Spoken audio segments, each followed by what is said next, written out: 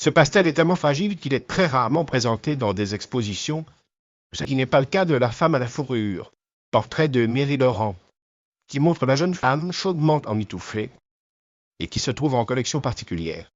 Mary Laurent. Au chapeau noir de Manet.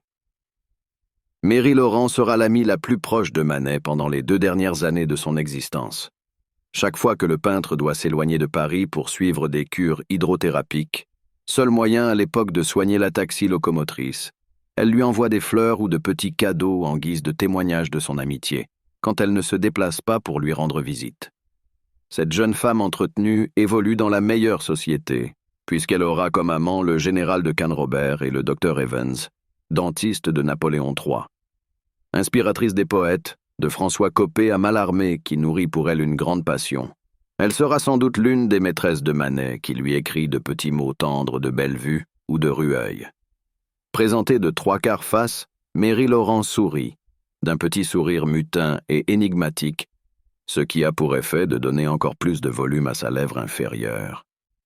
Un somptueux chapeau posé sur ses cheveux sombres, qui laisse le haut de son visage dans l'ombre, elle porte une robe noire au col de mousseline très montant. De ci, de là, aussi bien sur le chapeau que sur la robe de la jeune femme, Manet a glissé quelques traits de bleu pour mieux mettre en valeur les yeux bleus de son modèle, à l'expression songeuse. L'ensemble du portrait se détache sur un fond bleu-gris en dégradé, qui complète l'impression de raffinement et d'élégance produite par la toile.